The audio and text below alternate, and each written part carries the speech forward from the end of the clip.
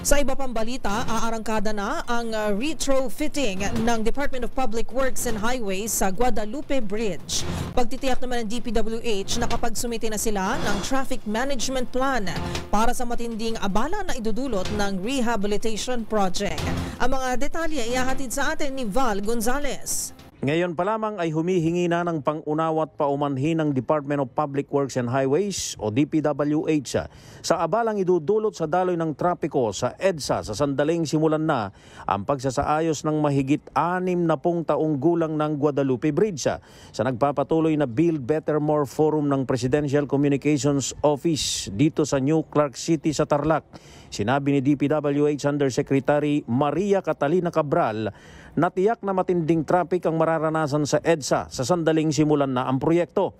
Pero sabi ni Yusek Cabral, kinakailangan na isailalim sa retrofitting ang tulay para ihanda ito sakaling tumama ang pinangangambahang The Big One. Aniya, nakapagsumite na ngayon ng Traffic Management Plan ng DPWH sa MMDA at hinihintay na lamang nila ang pagtugon nila dito.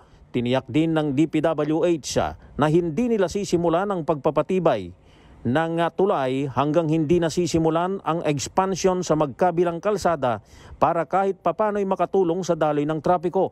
Bukod dito'y minamadali na rin aniya ng DPWH ang iba pang mga alternatibong ruta na maring gamitin sa oras na umpisahan na ang retrofitting ng Guadalupe Bridge na inaasahang matatapos sa loob ng mahigit 2 taon. Nito lamang nakalipas na buwan ng Mayo nang umpisahan din ng DPWH NCR ang retrofitting ng Kamuning Flyover na inaasahang matatapos naman sa loob ng 5 hanggang 6 na buwan.